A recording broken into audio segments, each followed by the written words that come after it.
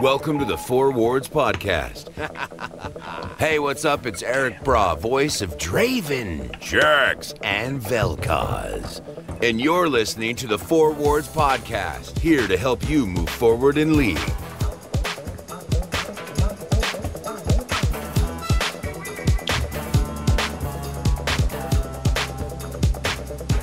Hey, ladies and gentlemen, this is Frostbite, and you're listening to the Four Wards Podcast, here to help you move forward in League. I'm joined, as always, by my three crazy co-hosts that are going insane in their webcams right now. We've got Scott Haberdashing Sesterhen. Sorry, that's me. He's also part dog and part DMX. Aren't they the same thing? It's discussed in a different close. episode. Semantics. We have Michael Asterisk in California is on fire Matthews. Wubba dub dubs.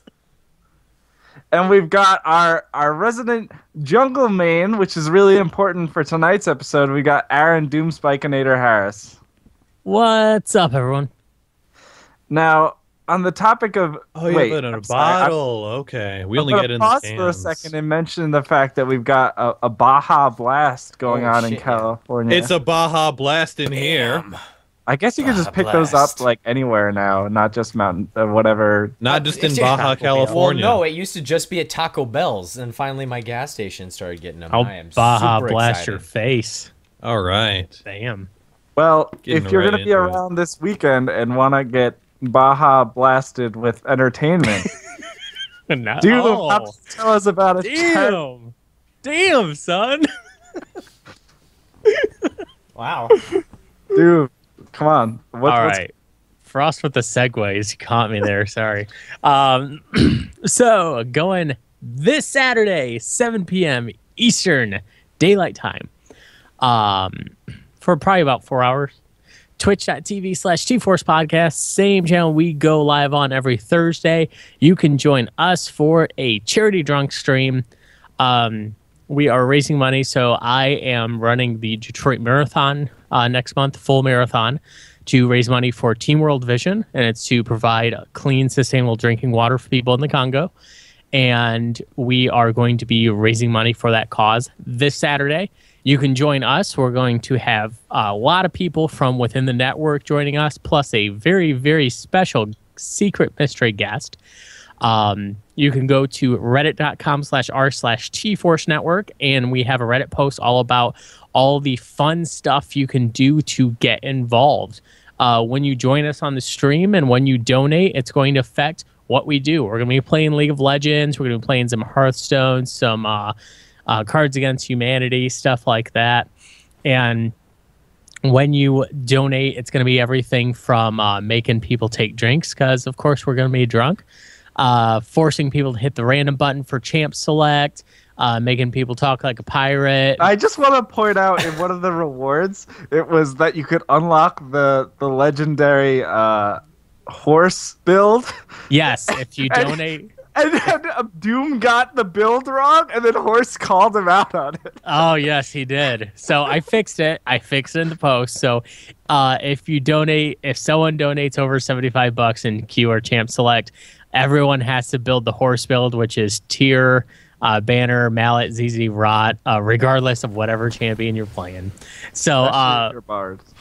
yeah, so we're going to have lots and lots of different things you can do, but we really want you to just show up, have fun with us, and anything you can give, even if it's $1, really appreciate it. It all goes to charity. So join us, and we're going to have some laughs and a good time.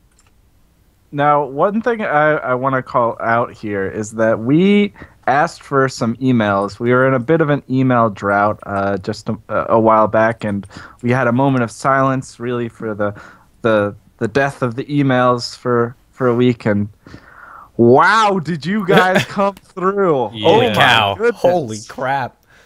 Holy crap! Like you guys have came through like way better than we were expecting. Like we got so many emails lined up. We're actually gonna need to do a listener episode in the near future because we can't even start tackling these like one at a time. Like we're gonna need to Wow, so much. Thank you. It was literally like, oh look, we have a drought. Like, man, I mean, we only have like 1 or 2 questions, and we really need some stuff. We say it like on one freaking episode, and our mailbox is like damn near full. And unlike California, our prayers to end our drought are answered. Yes, more than answered. I mean, we almost have enough email to put out the fires in California. Actually, do you know what I hear though? Is that El Nino is gonna save California, but fuck the rest of the world. So I don't know, man. Find out next time on Dragon Ball Z. So you got at least another couple months to wait. Yeah. But seriously, I mean, just thank you for such an overwhelming response, guys. I mean, it's awesome. We and thanks not only for the emails, but also we got a few tweets and some subreddit posts, like a lot of different ways. What's the other thing with like the with the emails that we got? They weren't all just like listener questions. A lot of them were also just general feedback too, which is just as good, if not better. And 1 or 2 of them were just like fun questions as too. That we'll see how we'll work those in. So lastly, before we transition to our trinket tip, just a little foreshadowing here. You know, we've already covered a few folks in our Art of series, such as support and mid lane, as well as jungle. We had NK and gone for jungle most recently. So we still need to get around to 80 carry and top lane. And all I'm going to say is, you know, we've got something in the near future. Things are in the works. We will wrap up that series in the future. Yeah, it's I'm super pumped about it. So yeah. So while that kind of fades into the shadows for now, what's a good way to sort of take advantage of fading into and out of vision, Doom?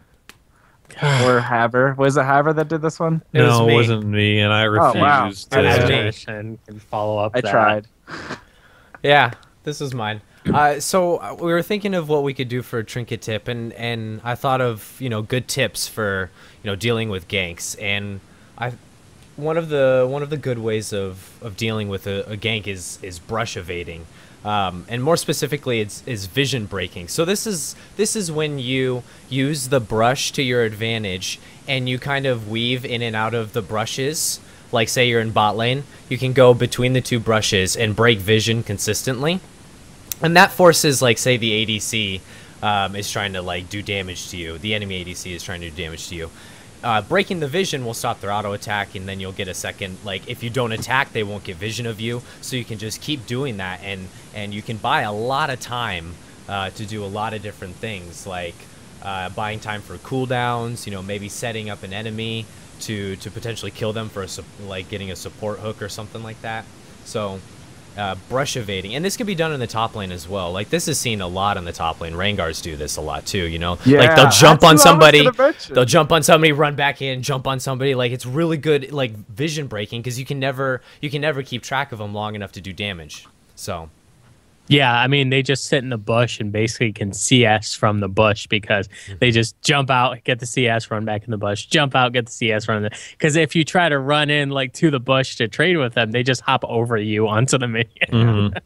Yeah, I think in general, it's a really good idea to use this tactic if, like, you're waiting on some sort of gap closer or escape to come up off of cooldown, and if you can just evade being attacked by running out of vision, you can just go in, and then when they go in towards you, you just pop out with your gap closer. And Rengar is pretty much the god at this, because his gap closer is always off cooldown as long as he's in a bush.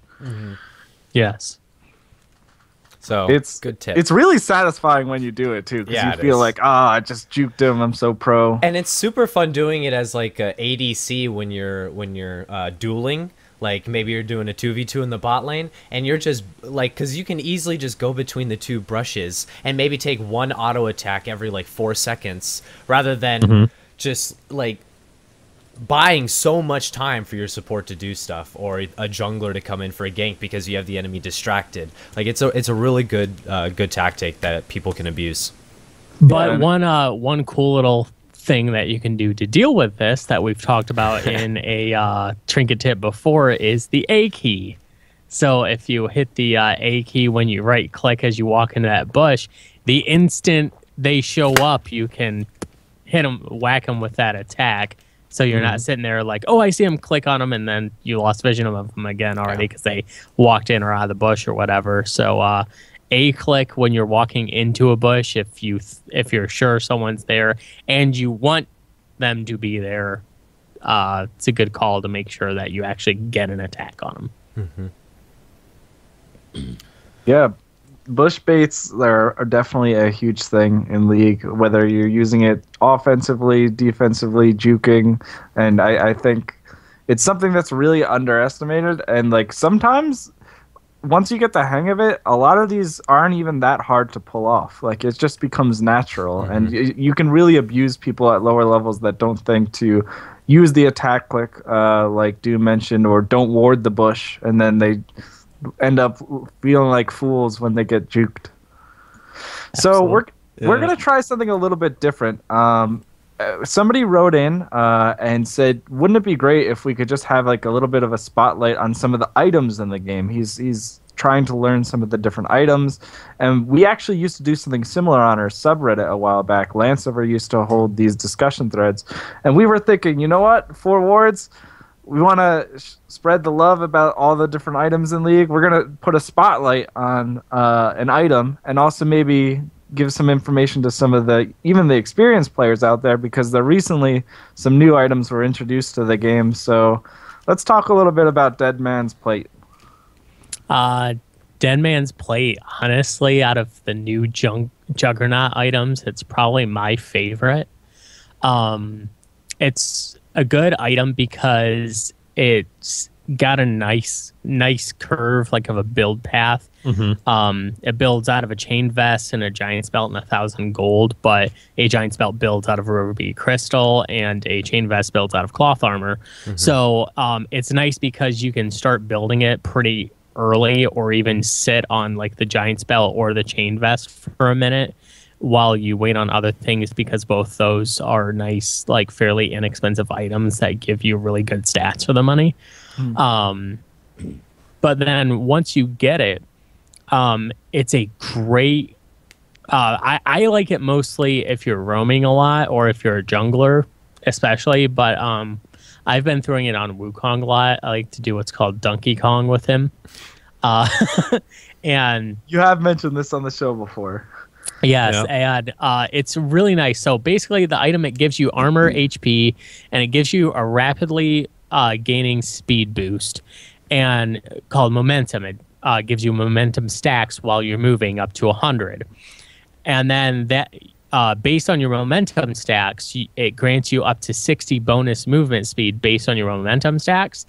If you get slowed or immobilized, they decay.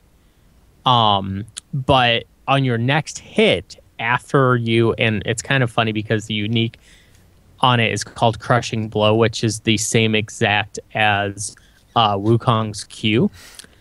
And this is what I use it on.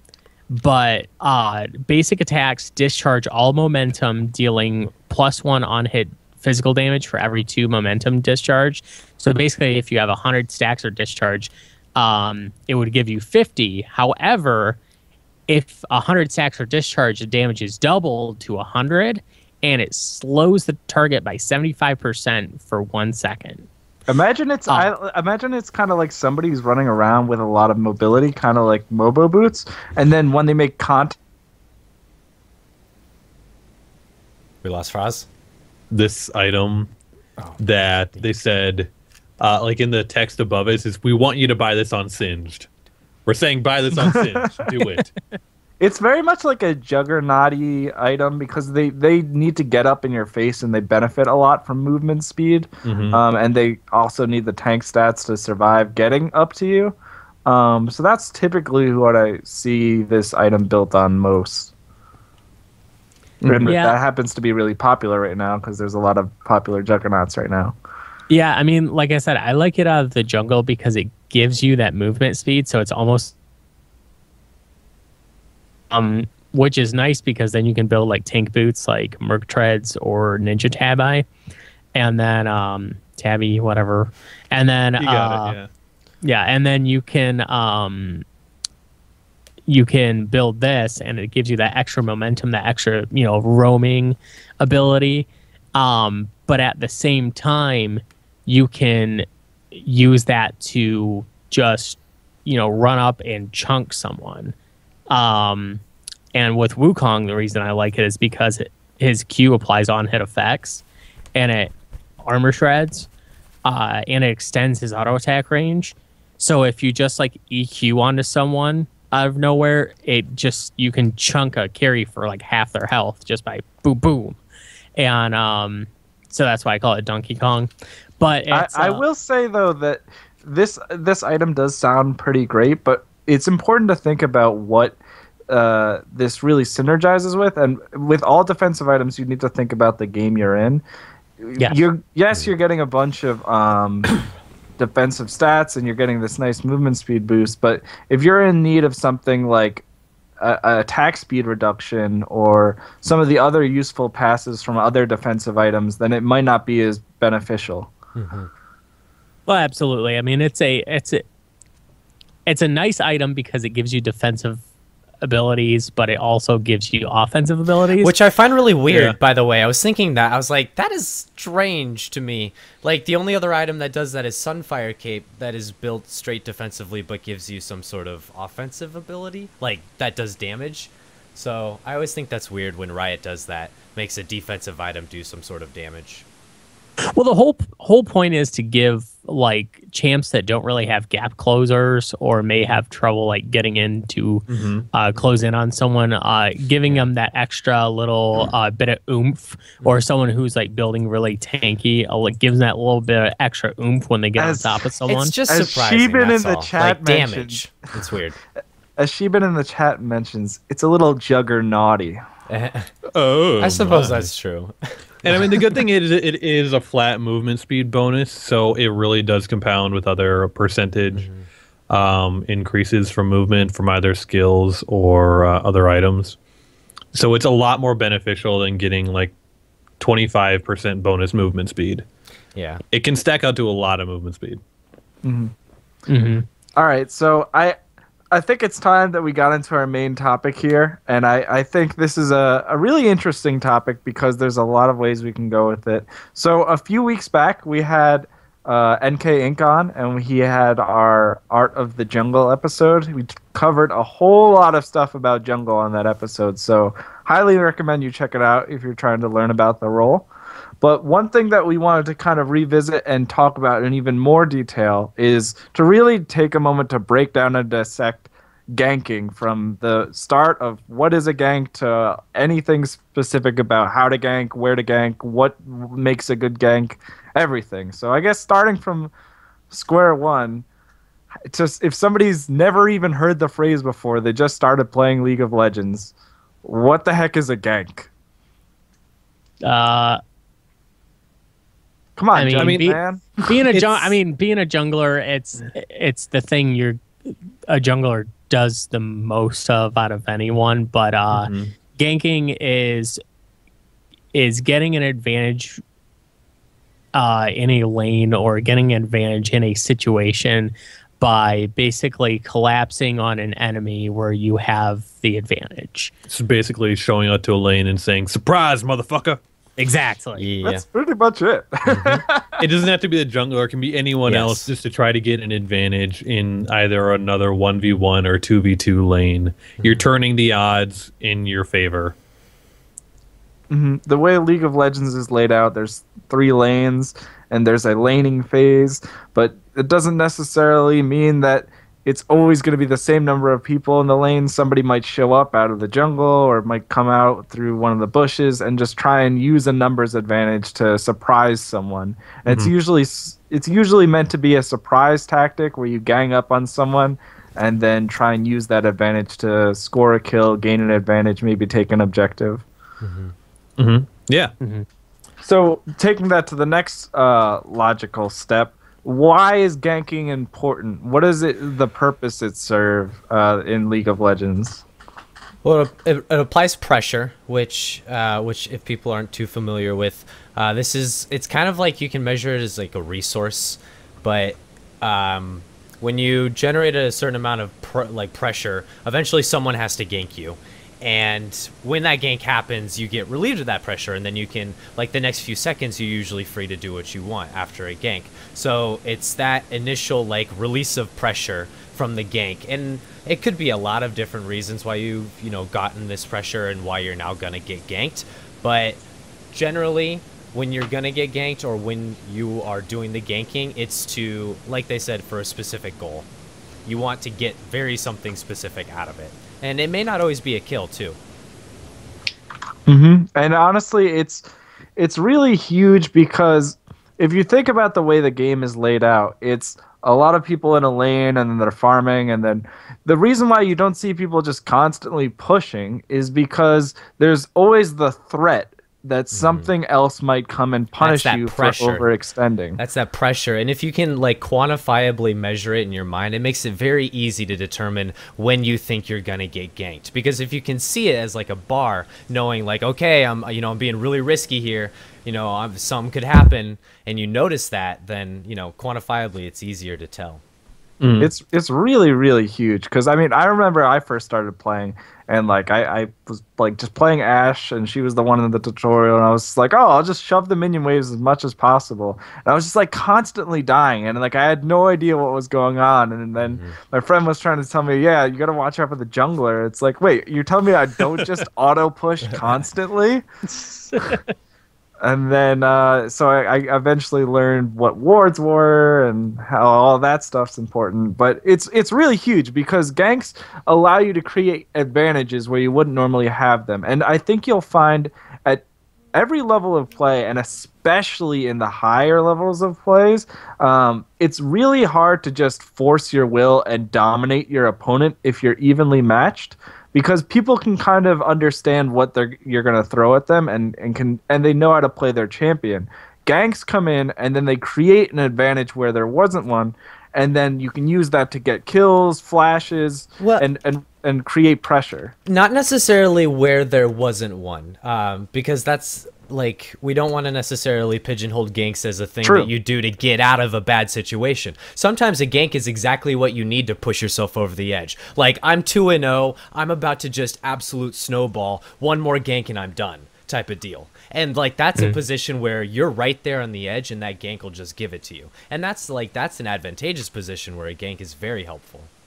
And we touched on this a little bit before, but ganking is not only limited to the jungler. It's typically thought of as a jungle thing because the jungler is the person who gets to run around the entire map. So early on in the game, they typically have the most opportunities to gank lanes. But, somebody who's playing Twisted Fate and is level 6, it's commonly said, okay, he might gank another lane. Or like a Lux that is roaming. You often hear the term roaming, or roaming and ganking used interchangeably. It's basically where you're showing up to another lane and applying pressure. Yeah. And oh my goodness, it's fun as Lux. Because all you really need to do is just drop an ult, do 250 damage, and let the ADC finish off the kill. And you're like, wait. Assist, yeah. So are you back on the Lux train now? I've been on a Lux train. I haven't been able to play much lately. Work. And Subnautica. Sad. God, I have put 50 hours into Subnautica since last Thursday. And it's still in alpha? Wow. And it's still in alpha. Okay. That game is so good. Fuck League Subnautica. So, taking this back Anyways, sorry. a bit. So there's a lot of different ways to gank in League of Legends, and I guess maybe we could just take a moment to talk about what's kind of like a very common type of gank. Like Doom, when you think of a gank, what's like the most basic type of gank that comes to mind? Basic types of ganks, at least for like a jungler, would be brush gank, lane gank, and a flank gank is kind of the way I like to see it. So starting with a brush gank is you make sure there's no vision in the brush as you head, towards another lane. You sit in the bush, you wait until you have good positioning on the person, and then you go in on them.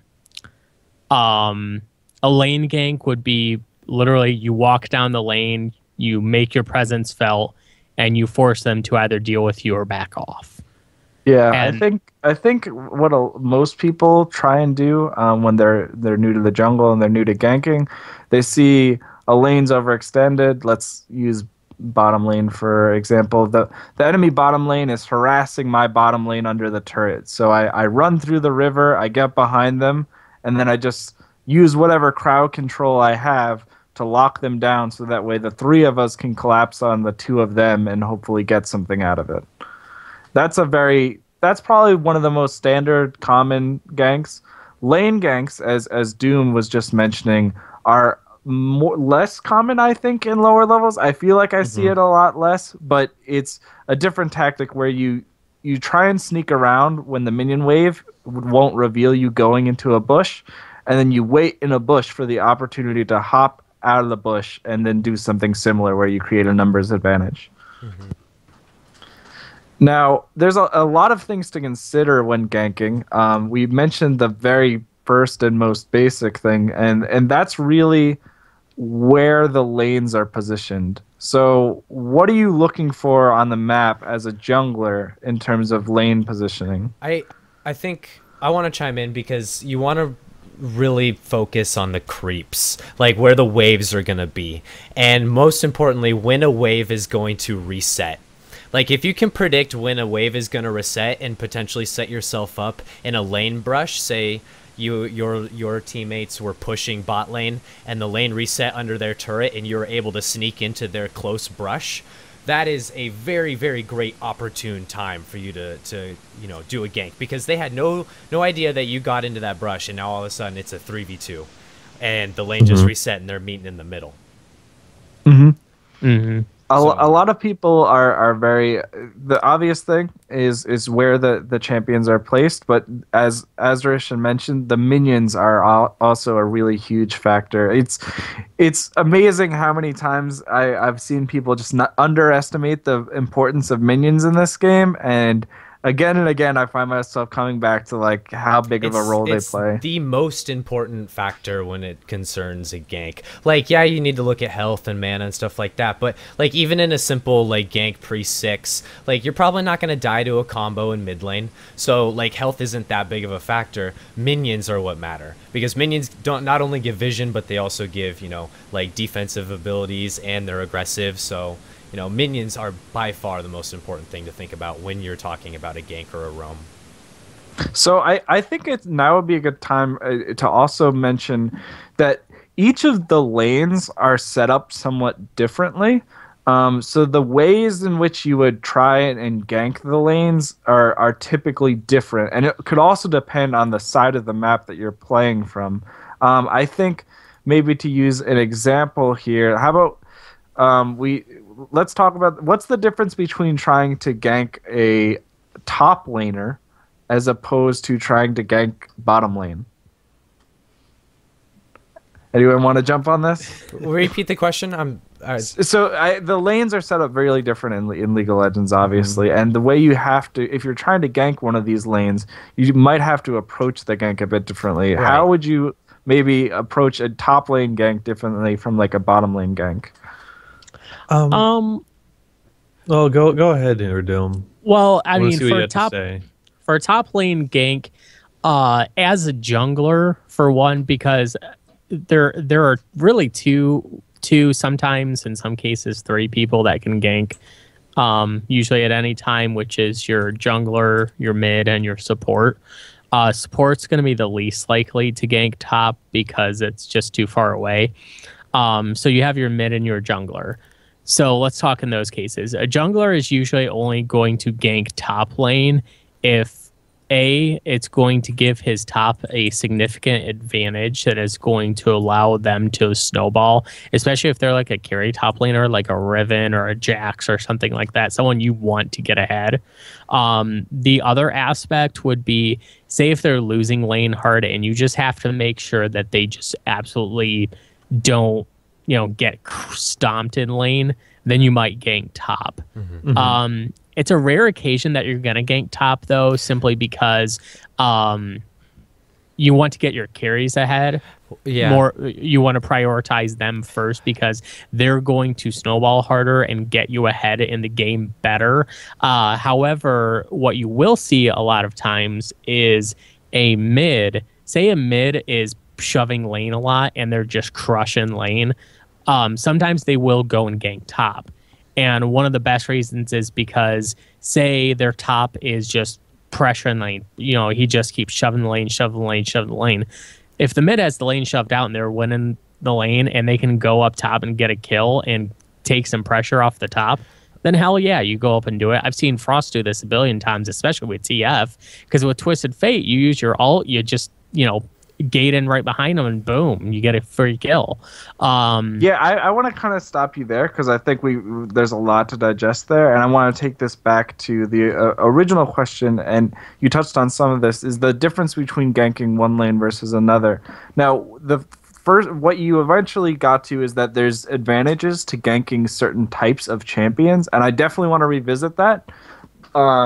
And I think we were starting to go on a tangent there that I don't want to quite revisit. But just in terms of the way the lanes are laid out, like maybe an easier comparison is top versus mid because they're much more different. A lot of it has to do with Dragon is one aspect, but also numbers. Like the reason why a lot of junglers will gank bot rather than mid is because you have like 2 people to kill. Like that's double the potential to kill somebody. And you have 2 people to help you in your aid to kill somebody. So like... A 3v2 is better than a 2v1 because all the one needs to do is flash and he's out. Like, that's it. He's good. And then you just, spend time. Yeah, you relieve pressure. But in bot lane, there's a lot of potential for a kill. And that reasoning right there is enough to keep a lot of junglers out of top lane. Because of that threat in the bot lane and because of that threat of Dragon, there's not a lot of time for a jungler to find himself in the top lane unless it is like really necessary for him to be up there. I honestly don't even. I'm afraid of saying this too much because there is a great value in even ganking for a tank. There is very much a time and place where that works really well. I've seen plenty of games where there's that carry top laner on the enemy team and I have a tank on mine, and all it takes is just like making sure my tank can shut down the other one, and then it's pretty much like that lane is a free win. So I mean, it's also just like your own experiences and what's going to be the bigger factor in you winning.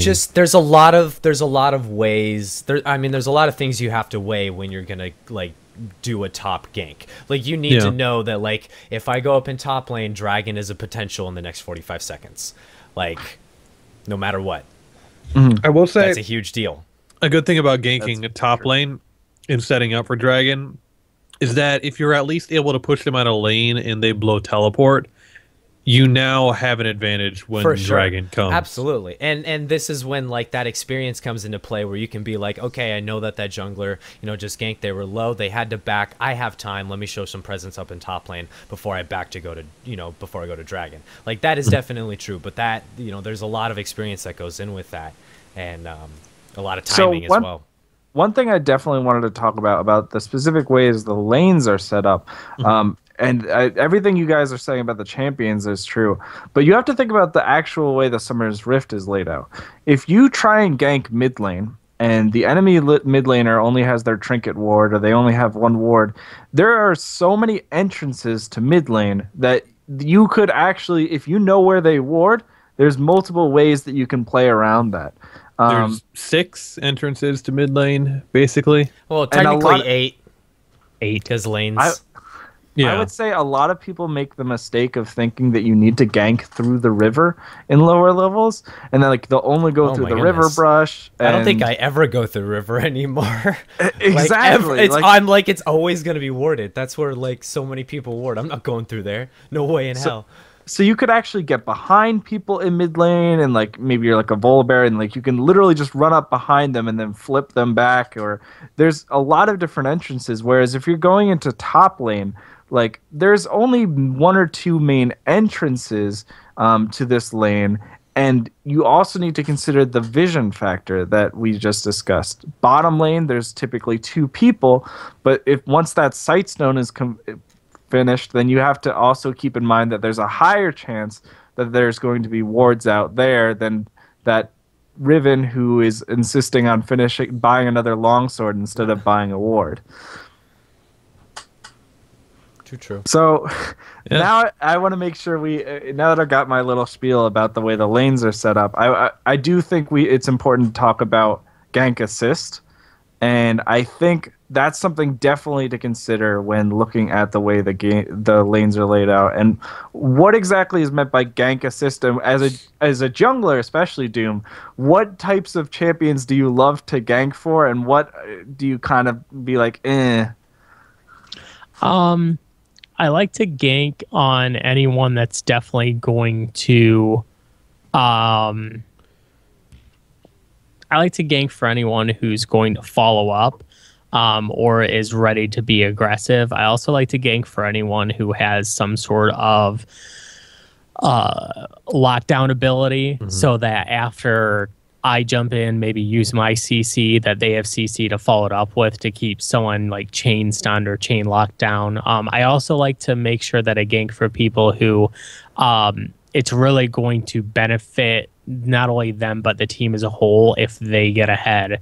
I really like to do it, say, for a Draven, because a Draven, his passive, he gets gold based on his stacks when he gets a kill. So I want to make sure he gets that kill so that he's gonna really get that nice little boost, get that gold advantage that's really gonna help him out. And by a Draven getting ahead, I mean your whole team wins. So It's pretty Yeah, I definitely like the point you brought up about lockdown, especially.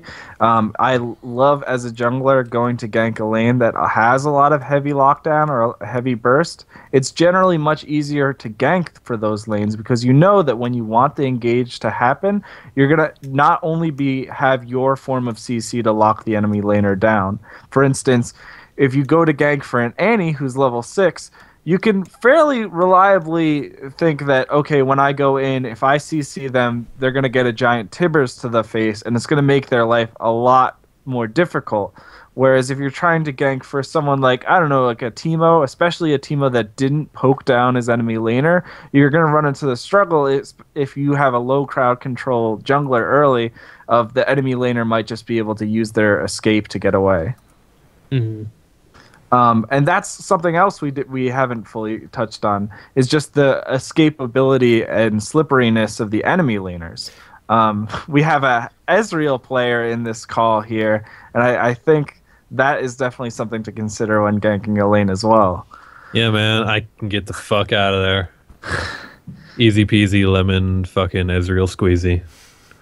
So a lot of people don't like this Juggernaut setup, and they're like, wow, these guys are so beefy and strong. But one thing that a lot of Juggernauts don't have is a lot of mobility and a lot of escapes. So if you see that Mordekaiser who's constantly pushing, as long as your laners are in a position where they can reliably follow up on your CC, it's probably going to be easier to lock down someone like him than it is to lock down an Ezreal, especially if Ezreal still has his summoners up, like a flash plus an arcane shift. Good luck. Yeah, that's true. Mm-hmm. Yeah, I mean it's kind of silly to gank a lane where they have that escapability. The one thing though to play around though is if they have it's on cooldown.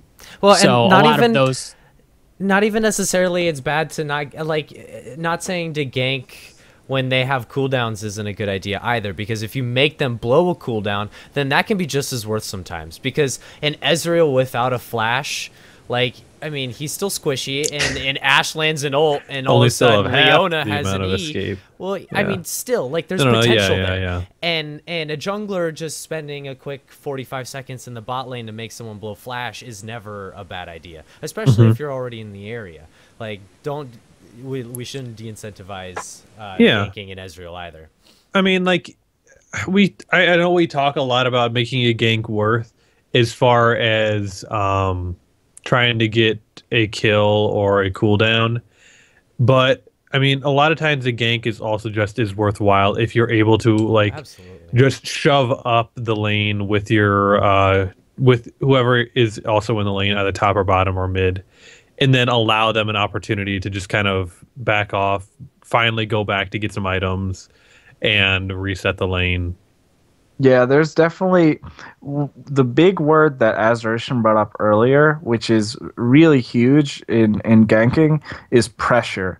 It's not always going to mean getting you're going to get a kill here, or you're going to get, an assist or a double kill when you go bottom lane or whatever it is.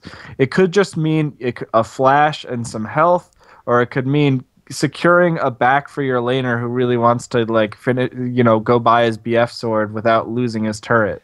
Like, League is a psychological game. Like, people are, I think, beginning to realize that. Our listeners, I hope, have realized that it's a psychological game. And when you start to affect someone's psychology when it comes to the game, you apply that pressure, you get them on edge, you get them kind of like a little rowdy. Like, that can actually lead to, and sometimes it's also good for you. Like, some people thrive in that moment. They just play better when they're on that adrenaline spike. Like, this is where I'm good. And, you find those moments where you can really affect somebody. That's what we're talking about when we say that pressure. Like, you apply that pressure and you can really begin to make scenarios happen. And even in cases where they probably wouldn't have. Like, you just made it because you're that good. And that's an outplay by definition. Azarishan, you brought up a point that I really like, and that's the psychological aspect. How about we, on a related note, how about you tell us what camping is and camping does to people? Camping makes you rage. Camping is it's irritating. Wait, this works on 2 levels. God damn it. Yes, it does. So, like, if you're the campy, it's an absolute heyday because you're just like free buffet on the Lux. First of all, what is camping? Camping is where you consistently spend an immense amount of time in one particular area of the map. And this isn't even necessarily a lane. You could camp the top jungle if you wanted to and just wait for that, like, Elise to turn the corner, blow her up, and walk away. Like, that's a thing as well. But camping is generally where you're specifically there to just absolutely fuck with someone, and that is your general goal. Yeah, that's camping. I think I can think of like nothing more frustrating if I'm playing so like top lane, where I'm like, I think I was doing well. I thought I had a huge edge, and then all of a sudden the jungler comes out and like he kills me. So I teleport back to lane, and then like I go in to get the CS, and then bam, he was there again, and then I just like, it makes me so angry. Camping, but it's smart. Yeah. Camping, if done right, can make someone rage, and making someone rage can win you the game because they will lose themselves the game. Yep.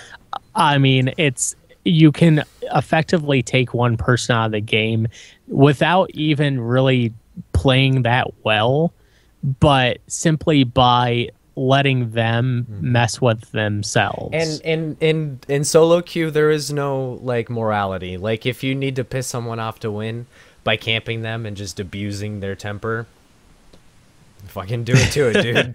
Then you do it. I mean, every time. And I mean, some of the big things are like, they put down a ward. Every time they put down a ward, you just clear it. And just by like messing with their like, hey, guess what? You can't have vision. Or hey, look, you're wasting money on wards. And just the idea of like, I'm watching every fucking move. Like, I literally just put that ward in there. 10 seconds later, you came up and got rid of it. Like, you were looking at my lane. You're watching everything that I do.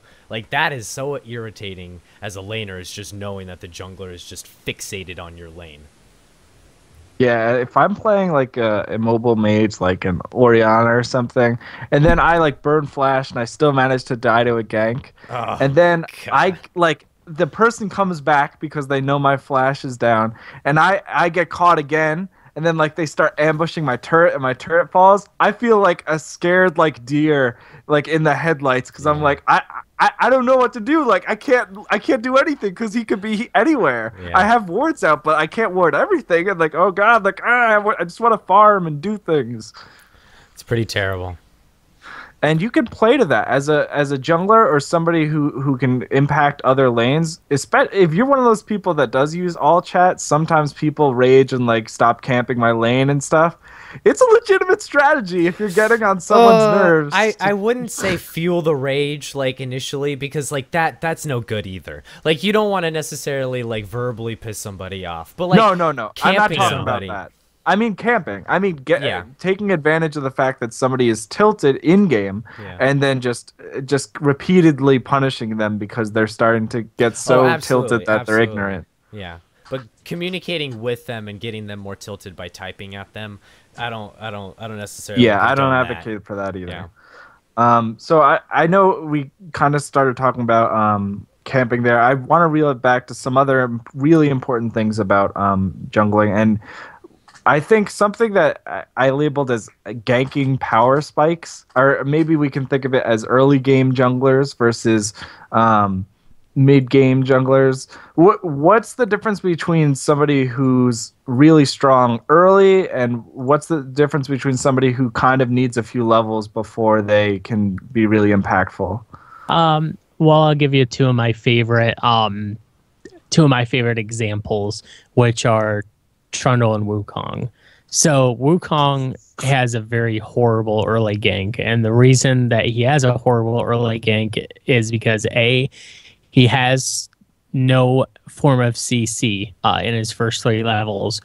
B, he really isn't going to do much when he goes in his first 3 levels. And C, to get his first 3 levels, he has to farm, and he takes a lot of damage doing so because he doesn't have any built-in sustain. So his first clear is really hard. So he's not a champ that would be impactful early. Then take Trundle. Trundle, because of his passive, has an extremely healthy clear. He can come out of the jungle after a full clear and still have a pot left, health potion left over to use, and be at like 3/4 health going into a gank, walk in there with his pillar, and just by intelligent use of his pillar can burn a flash easily, level 3. Someone's pushing up too hard, you walk in a lane, you start whacking them in the face, and then as soon as they start to walk away, you put a pillar up in front of them and you keep hitting them, and they'll flash over it usually. And hey, cool. The big things to watch out for, I mean, clear time is also super important, as Doom mentioned, but a lot of junglers are very reliant on some form of a gap closer or some form of crowd control. And some champions have that right away. Like Xin Zhao could pretty much jump in on you starting at level 2 if he really wanted to. Whereas other champions like Warwick, I mean, if Warwick shows up to your lane pre-6, what are you doing here? You walk away while spamming the laugh emote. He just kind of wanted to say hello. He didn't really want to hurt you. Yeah. He just wants to steal a little bit of HP off you that you're going to chunk back out of him. You've never played against a good Warwick, then. I've seen Warwicks tear people apart in bot lane. Like, you get a good W on your ADC after you get, like, a stun on somebody. Like, oh, shit.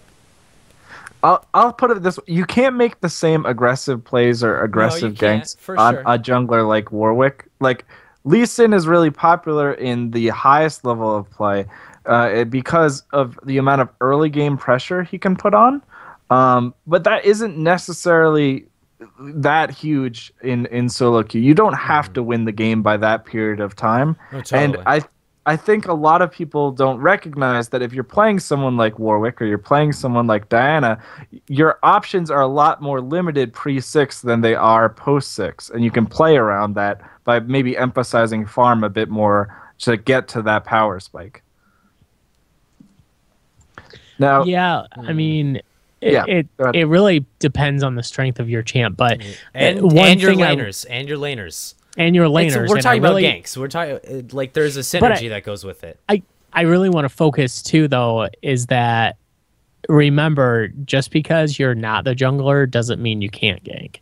Because you have to remember the other types of ganks too. You have to remember if you're a top laner, ganking with your teleport. If you're a mid laner, effective roams if you're able to roam. Or if you're a support, being able to roam as a support, because some supports roam very well in gank. So don't don't think that you have to be a jungler to gank. But it's one of the best ways to learn gank basics. I think as far as power spikes go, I think the champion I play is kind of a classic example of that. He doesn't get a combat ultimate, Twisted Fate. He very much, his whole goal is essentially a ganking mid laner. You love to shove lanes, and you love to look for opportunities to punish people that are overextended. Because what a lot of junglers, not necessarily just junglers, but definitely a lot of junglers, get some sort of new ganking opportunity as a result of their level 6. I mentioned Warwick is the most obvious example, but if you think of somebody like Sion or even Rengar or Twisted Fate as a mid laner, they have abilities to gank through lanes, or they have abilities to gank in locations that you normally wouldn't be able to gank from because of their ultimates. Absolutely. And a lot of people don't account for those because they think, oh, I've got a ward in the river, I'm pretty much home free, I can push my lane as much as I want, and then, oh shit, and then GG. It's for sure a different kind of power spike, but it is still a power spike for sure. Playing around your advantages is the main thing you want to focus on, because there are certain champs that can gank way earlier than others, and there are some champs that their ganks are much more impactful than others at different times. Then again, though, you have to look at risk reward too, because if a TF uses his ult to go and gank a lane, there's a few things that they have to remember. One is that TF is very squishy. So if you go to gank someone and suddenly they collapse on you, you could die, and you don't have any means of escape really unless you held on to that gold card. Yeah. And also you have to remember that when you go to gank, you're out of lane. So what can the other mid laner do while you're trying to get that gank off? They could shove the lane out and try to take the tower. They could go gank another lane. They could even try to counter jungle your jungler. Like, there's a lot of things that you have to consider. And I think this is a good opportunity to talk about, you spoke of, counter ganking or counter jungling, talking about dealing with a gank of multiple people, like ganking, several people, or maybe dealing with a counter gank or a counter jungle. Say you're the mid laner collapsing onto a counter jungle. Who do we focus in like that sort of scenario? And like, what are we trying to accomplish? Because in those split seconds, it's tough to decide sometimes. And I think this is a really good point, Asterishan. I think this is where a lot of champion knowledge really comes into play, and I think you see this a lot in the higher elo junglers and higher elo gankers, that it really sets them a cut above the rest, is that they're able to look at a situation with a whole bunch of people and a gank's about to occur, and they're able to envision what's going to happen next and what they need to do. So if you show up, you already know that this champion's flash is down, so they could be focused. Or you already know that this champion is going to turn and use their dash if you come in from this angle. So it's very much a looking at the situation, knowing who's a priority, and then playing around that. And I want to emphasize, you said looking at the situation. Like, if you're roaming to a lane, and like maybe you're assuming some things, but you're assuming that you're walking through lane or walking through river, or you're walking through the jungle, and it's probably clear, like you're safe. Putting your camera where you're going to go, watching what abilities are being used, watching what the enemy is doing as far as positioning. Like, these are important things. If you're focused on like yourself and not really looking at your surroundings, you're never going to know like who to focus, because that information is absolutely crucial when you decide on who to go for in a gank. It can also be really important if the gank ends up turning into a tower dive, paying attention to the abilities like Asterishan just mentioned. If a bunch of people are low health, you have like a tanky champion, you could maybe coordinate a tower dive. But if you see a Malzahar use his ult, then go for it, man. But if you don't see a Malzahar using his ult, I'd be a little wary about tower diving. It's really important. But like that's kind of like the thing you want to be doing. It's like you don't want to look at your lane like 10 seconds before you're getting to it. You want to be looking at the lane that you're going to be ganking like 20 seconds in advance, 25 seconds, you know, paying attention, you know, because maybe they blew that summoner, maybe they blew that ultimate and you didn't notice, well, I mean, now it makes it really easy because those freaking, you know, like cooldowns on the side, so if they get caught, like, you can just see it, but in tab, it's annoying. It's really, really huge to pay attention to lanes, and honestly, if you're a jungler, you don't need to stare at jungle camps that much. Absolutely not. You should never, like, the only time you should be using is like if you have to point and click on something. Other than that, you should never be looking at your camp. Like, unless you have to either smite it or like use an ability on it, you should not be looking at a camp whatsoever. Like, there's no reason to. What's going to happen? Unless you are expecting like an invade, which, you know, is potentially a, you know, that's a possibility. But if not, like, look at everything else going on. Information is key. Absolutely key. Definitely. And I think something that we have to talk about this, because I think junglers often get a lot of flack. Probably more flack than any role in the game, and that's largely because they can impact the map so heavily with ganks early on. And I think we had a lot of people write in asking things about what do I do when somebody's flaming and stuff like that. How do we deal with people that are saying, why don't you gank my lane? Why haven't you ganked my lane? And how does that affect you? I do what I want to. I sometimes just give him a gank. I'll mute just him to get him to shut a lot up. of the times, to be honest. Or I will. It depends on what's going on. You don't gank a lane just because, and you don't gank a lane because you can be wasting your time, and you can also be wasting time that you could be making gold, getting experience, or wasting time to where you could be threatening yourself or leaving something open for an enemy. So you need to be smart about ganking. Say your top laner is 0-2. There are very, very, very, very few occasions where you're gonna gank top. Period. They've lost lane already. They're probably gonna lose tower soon if they haven't already, and the top laner is fed. They're definitely levels up on you, and they're levels up on your teammate. No, you don't gank it. Like, sorry, you're not getting a gank, because it's not going to help anyone. If anything, we're going to feed him a double kill, and then he's going to be 4-0. So, no.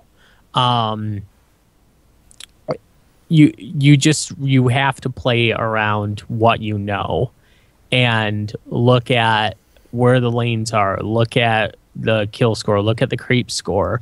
Is your laner getting out CS'd? You know, maybe he hasn't died, but he's getting out CS'd.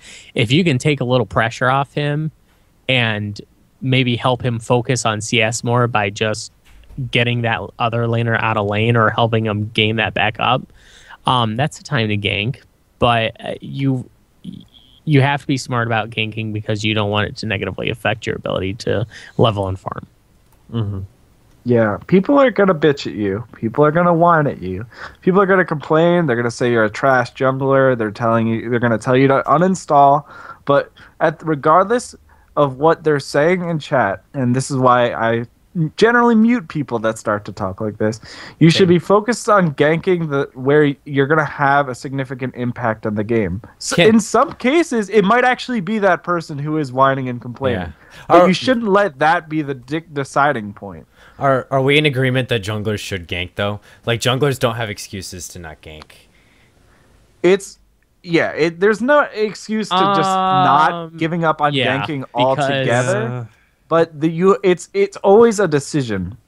So, I mean, if you're deciding between going for a risky gank on a weak early game jungler, I know it's a bold statement to say. Best thing. I know it's a bold statement to say. It's just like, I have seen so many games lost because a jungler didn't apply pressure.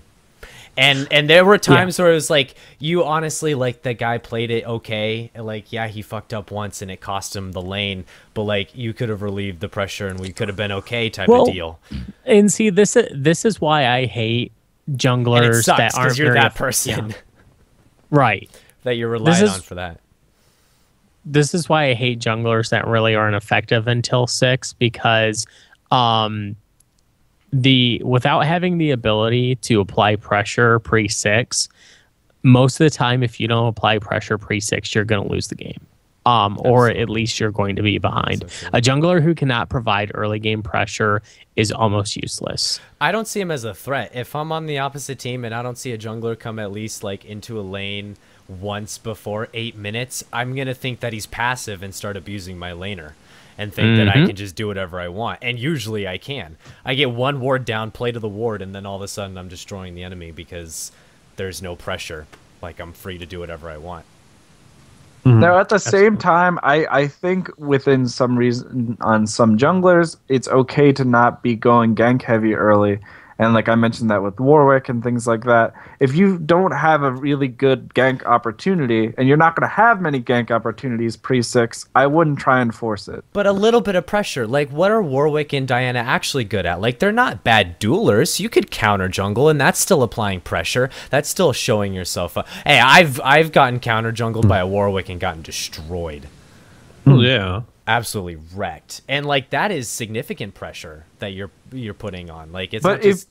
sometimes if you're able to, wards are also an important factor. Let's say you're playing a tank style jungler against a carry style jungler. If you're able to provide vision to spot out ganks for the enemy, and then you're able to survive that early game disadvantage, you'll transition into having a better later advantage. You'll probably be ahead in levels if you're farming more, and you'll be able to have your strong ganks with your ultimates. So like a Sejuani may not be able to do some crazy level 3 Lee Sin shenanigans, but if you're able to help out your team during that time and then transition to like dragon fights with a Sejuani ult, that could be huge. Sejuani can still apply a lot of pressure too, because she can jump over walls. Like, you have so many options from where you want to come from as Sedge. Yeah, she's got an okay early game. Maybe not the greatest example, but she has a fantastic late game as well. Yeah, still a fair example. Like, those champions that you wouldn't necessarily think to gank with early might exactly be what you need to do, because like, then you establish that, no, I'm not a pushover, no, I'm not going to let you abuse my laners, yes, I'm going to apply pressure, and you're damn straight that I'm going to be here at level 6. So it definitely helps, and it helps your laners too. Like, even though you're not going to get something out of it, because you're really probably not, but still, it's that little bit of relief. Now, there's one thing I wanted to say, and I do want to transition to our listener question, but like, this is something that kind of grinds my gears when I see someone ganking, and it's something I really needed to talk about on this show, and it's about proper ganking technique, especially with gap closers and CC. Xin Oh, Zhao. man. Xin Zhao is like trademark for this, because I see every Xin Zhao blow their jump 2 in like literally the first second of a gank. It's Irritating. Oh, it's so painful. irritating. Like, Okay. they have a flash.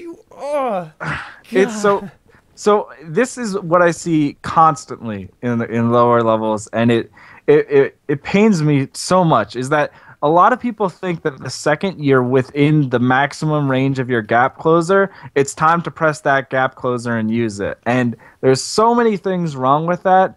And to name a few, if you're playing someone like a Mumu, you just might straight up miss. So you show up to the lane, you miss a bandage toss, and then I guess you just walk away. Yeah, for So 14 seconds. you Good job. wasted time on the map, so you actually relieved pressure for the enemy team elsewhere on the map. You didn't get anything out of it, and you just kind of look dumb.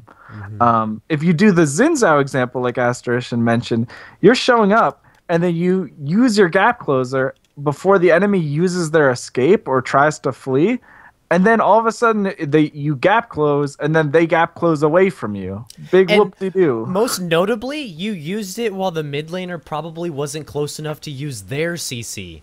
Like, I see it so frequently that Azin's like, yeah, I'll jump on him because the mid laner's collapsing, and then I'll knock him up, and by the time the knock-up's done, she'll get her Q off, and then we'll kill her. And I'm like, that's not how that works. Like, mid laner sees jungler, mid laner flashes, because mid laner already knows what's coming. However, you can't necessarily look at that as an unsuccessful gank. No, because for sure, If but- you can burn a flash for nothing, you now have a 5-minute window It's to where you not can go it's back. not an effective habit. That is not a healthy habit to be in. Like that's the whole reason. Like yes, you are still getting something out of it, but that's like you could be getting something better just by doing something simple, like just a simple change in what you do. Like I'm going to wrap this up with an example, and I think this conveys a lot of the points in one example. Imagine I'm a Xin Zhao jungle, and I'm ganking against a LeBlanc who is pressuring my, I guess, I don't know, Ahri mid or something. And then I want to go in for a gank. The LeBlanc is overextended, so I'm coming in from slightly behind her. What is the first thing I want to look for before I gank? One, does she have flash? 2, where's the minion wave? 3, did she start moving before you walked into yeah, vision? her reaction is pretty big. Like Exactly. if you get into a position and she reacts, like she immediately backs off, it's a pretty clear indicator that that's warded, and you should Use probably your just walk sweeper away. because Sweep in. So we talked about reactions. So we're playing around vision. We talked about flash. So we're talking about escapes. And the one other thing I also wanted to add on to that is, do you know if LeBlanc used her W yet? Has she used her gap closer / escape ability? One thing that can be incredibly vital when ganking someone like a Zed or a LeBlanc who are incredibly mobile is trying to bait them into using that ability, maybe even telling your laner to go in and getting that out of them, and then seizing the opportunity to go in. So let's assume they haven't spotted you in the bush, your Xin Zhao, so they haven't started running away, and then they haven't quite used their W yet. What you want to do is try and signal, maybe ping them. Pings, oh my god, how have I not mentioned that yet? I don't know how we haven't talked about pings yet. Pings are super important if you're jungling. Okay, real quick, if you're gonna gank a lane, use the on the way ping or ping on top of the How champion. the shit have we not talked about? I don't that? know. Holy It's, wow, crap. we're it's just kind of a scrubs. given. I really maybe? hope people got to this part in the Yeah. podcast because seriously, guys, ping. Like every time you gank, you should be pinging. Yep. Okay, so then LeBlanc uses her W for whatever reason. We'll assume she has flash. Do you A, run in as Xin Zhao and just use your gap closer to immediately get onto her? Or B, do you just casually walk behind her and then start attacking her first? And why? She's used her gap opener. She's you used said? her gap closer, but she has not used her flash yet. This is early. Oh, I totally would just walk up casually to her. Exactly. And why would you do that? Well, because if I can get her to flash without using my own cooldown, then dope, right? That's awesome.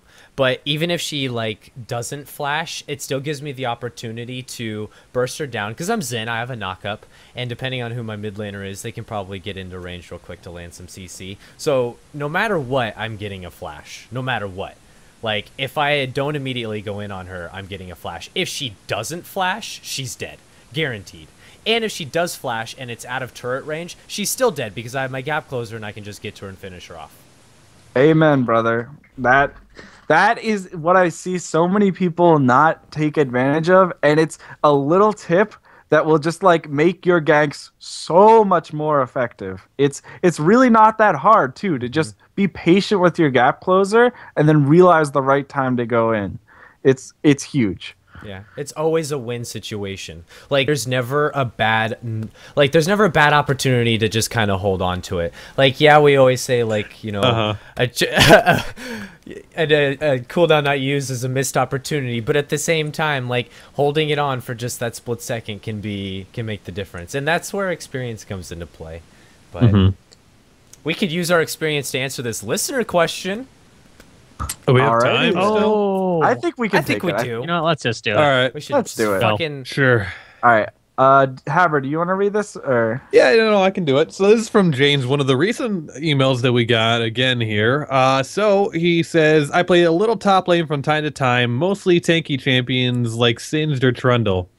I do pretty well against other tanks in the top lane. I struggle against ranged champs like Gnar, Teemo, and Ashe. or all-in melt your face champs like Riven.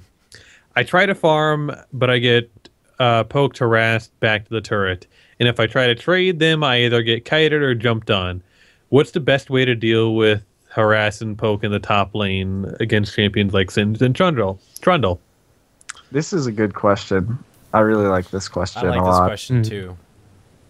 So I think Who wants to start it out then? I think I'll start this, and I think maybe it's best to talk about some quick tips about melee versus ranged in general, and then we can talk about Singed and Trundle, because Singed is kind of a weird edge case that we can talk about. Yeah, But I agree. So if you're a melee champion, how does the lane usually go melee versus ranged? Every time you try and go into CS, you get poked. Exactly.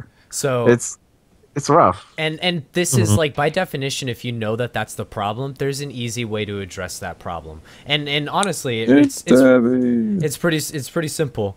Like, every time that they want to CS, you go into CS.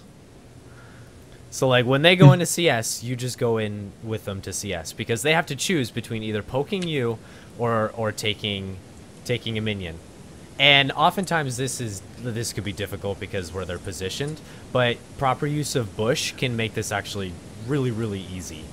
That was exactly what I was going to go to too, especially in top lane. But it's really important to do it while they're CSing, because that choice is the most important thing. Like, they have to choose. If they can attack you for free because you're sitting in a bush and you just go up to attack a CS, like, that's not necessarily always beneficial, because you're still taking damage for one CS. You know, that doesn't add up. I'm sorry. Like, oftentimes that won't add up.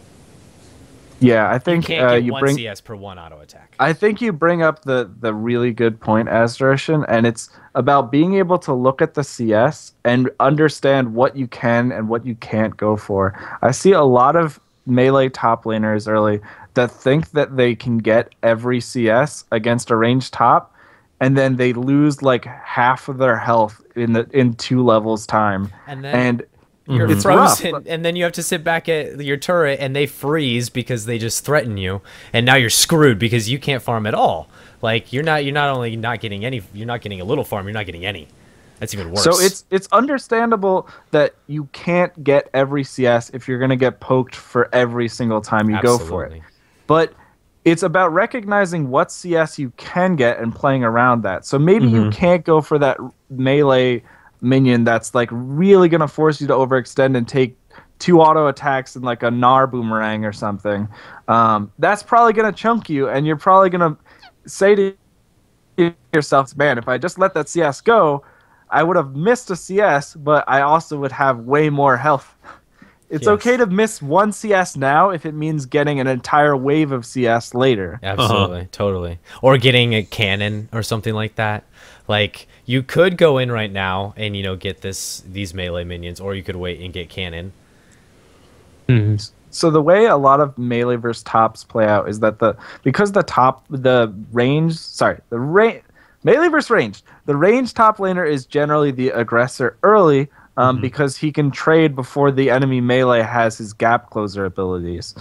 You generally don't start with everything at level 1 as a melee champion. So you're getting poked, and a lot of times you just kind of need to play a little bit closer to your turret and let the wave get there. Now, a really big thing about melee versus top is playing around power spikes and where the minion wave is positioned. I think now could be a time where we can transition to talking about someone like Trundle. Trundle, for instance, he's probably not going to be able to just get every CS for free against someone like Teemo. But if you're gradually pushed towards your turret, the enemy wave dies, and you have enough points and abilities, and you have sustained enough that you're not less than like half of your health. If all of a sudden that Teemo's trying to poke you under your turret, you can just pillar that bastard and go ham. Yeah, and also, that's a Teemo. Like, any like jungler, like, that's one of those moments where I'd be like, all right, that's a Teemo top. I'm obligated to go fuck that guy over. Yeah, I mean, like, the one thing we haven't really said about just like this whole thing for ranged against non-ranged and top is getting something as far as items like Ninja Tabi. Yeah. Because, like, you get I mean, I understand a lot. You're losing a lot of health early, but as soon as you get something like Ninja Tabai and you're also sustaining with a couple extra health pots when you go back, like the extra damage is kind of negligible at that point. Yeah. In general, you win the trade if you're melee versus ranged if you can get on top of them, but the struggle is getting there without losing most of your health or without them running away from you. And, Haber brought up, Ninja Tabai and Merc Treads, and those are really great, like, early items to get as a melee, because those items usually really help dealing with, opposite champion. Like, Ninja Tabai is great against people like Gnar and Teemo and stuff like that. We're going to get another email about how to pronounce stuff. No. Tabby. I always said Tabby. So, I mean, now let's talk about the champions he plays. If you're Trundle versus range, is that you have quite a lot of sustain. Yes. I'm sure Doom could talk for days about that sustain he's got. Passive, baby. Passive and the W. I mean, you can sustain through it if you play smart. But don't be afraid to buy pots and get like a early cloth armor or an early null magic mantle or something like that too. If you can just sustain through the early harass, if you're full health or relatively close to full health versus them, and you can get on top of them, then you can generally win a fight or a trade pretty hard. It's just looking for small opportunities. The ranged champion can pretty much poke you whenever you go for CS. But if you can't threaten to all-in them back, then you have to show them respect. So somebody like Trundle, you might play a little defensive early, but if they keep trying to be aggressive to you under your turret and you've got most of your health, look for opportunities to go in. Now, Singed is kind of a weird edge case. Can somebody explain why? He plays completely different from any other champ. Singed don't give a fuck. And it's okay to die as Singed because fuck it, why not? Like, you can get to the point where you're worth 50 gold and just keep going to the top lane and farming that like wave. And it's going to get to the point where if they keep going top lane to kill you, your team can just make plays on the other side of the map. And all of a sudden, this Singed who is like 0-8 is controlling more of the map than anybody else on the entire freaking game because everybody just goes to him. Like, Singed doesn't have to farm the way most melee champions do, where you have to run up and hit things. He can just run around with poison, so he can actually get a lot of CS and not have to stay in lane getting poked. Like, he can run in between turrets, which is called proxying, or he can just clear the wave and leave. Like, he's a very unique champion, so instead of doing this whole segment on Singed, I would just say, maybe look up some Singed tactics and see what he's all about. Try proxy, because it's pretty freaking hilarious. It's pretty damn funny. Now, you also mentioned melt your face champions like Riven, and we don't have too much time here, so I'll just say in general about those champions, you want to play things a little bit differently. It's about it's kind of like the opposite of what we just talked. You go for short trades and you avoid really heavy all-ins or really bursty things and play around power spikes, because in a straight up cooldowns as well.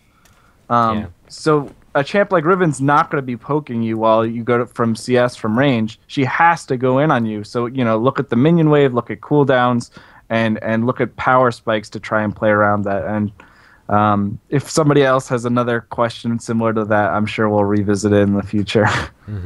I guess a tip I get about playing against Riven, a lot of times people say like, oh, if she blows her E, you could probably, go into trade. Like, if she uses 2 abilities, you're pretty safe for the next 10 seconds. Just specifically for Riven, because all of her cooldowns are at about that like 8 to 12 second range. So if she uses 2 cooldowns, the next 10 seconds are pretty much yours, just as like a tip for specifically Riven. And if you're able to evade, say she E's at you and misses her W, wait for the E to fall off, her shield, and then engage on her, because that's a perfect opportunity. She has nothing. She can't do anything about it. She can't stun you. She doesn't have a shield up. Nothing. And keep in mind sustain. A lot of people don't, especially in top lane, people underestimate the value of sustain. A Trundle is going to outsustain a Riven in short trades easily. And you know, it's Absolutely. not. Yeah, it's not like you need to wail on her for a solid 4 seconds. Get 2 autos, a chomp, and dip. Yep. All right, I think that's all the time we have for this week's episode. Thanks, James, for writing in, Totes, and malotes. thanks everyone else for writing in. Wow, we got a lot, and honestly, please Hell keep yeah. them coming. We love your emails, we love your tweets, we love your subreddit posts. Thank you so much for tuning in to the Four Awards podcast. Look forward to the Drunk Cast coming up this weekend. I'm so sad I can't go. Yes. I'll be there in Yeah. spirit. Everyone shame Asterition for a second. Drink Fireball for me because Shame. Maybe we'll I need a investigate bell. that. get the Think fuck shame. out of here. All right, this has been the Four Awards podcast, helping you move forward in the league. See ya. See ya. Matt Damon. Matt Diamond.